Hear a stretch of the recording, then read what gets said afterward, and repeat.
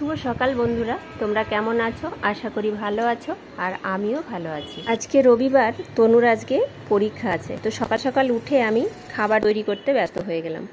আমি আজকে বানিয়ে নিয়ে যাবখানি ফ্রাইড রাইস। তার কারণ তনু তো এখন অল্প অল্প একটু খেয়ে যাবে, তারপর ওকে খাইয়ে 1টার দিকে বা 12টার দিকে আমি ওকে ঘরে ঢোকাবো।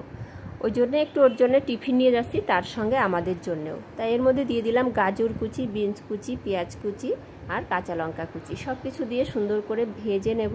ভেজে তার মধ্যে আমি কিন্তু রান্না সবেই করেছি, সেই ভাত দিয়ে দেব। দিয়ে সুন্দর করে ভেজে নেব, আর পরিমাণ মতো লবণ দেবে।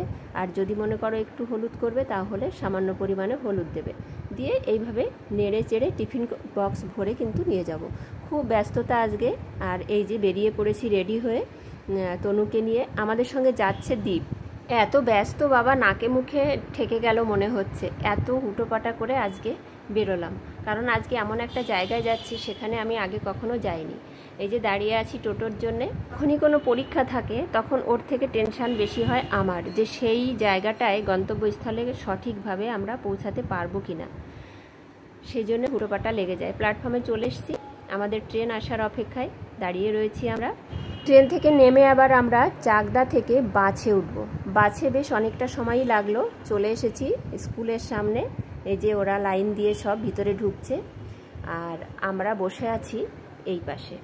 ওই সাইডে ওদের পরীক্ষার হল, ওই যে, আর আমরা এই সাইডে বসে আছি। 3 ঘন্টা অপেক্ষা করার পর ওদের ছুটির টাইম, তাই সামনে সব প্যারেন্টসরা এইভাবে ভিড় করে দাঁড়িয়ে আছে।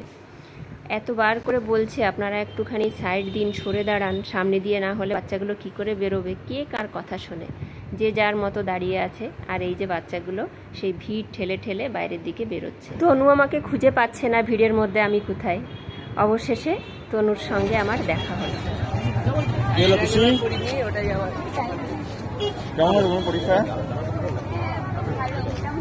এত ভিড়ের মধ্যে বাস টোটো পাওয়া মুশকিল। এখান থেকে আবার 40 মিনিট লাগবে যেতে। তো আমরা অলরেডি বেরিয়ে পড়েছি, টোটো পেয়ে গেছি, আর চলে এসেছি প্ল্যাটফর্মে। এবার দেখা হয়ে গেল সাথীর সঙ্গে। মিষ্টু কই? মিষ্টু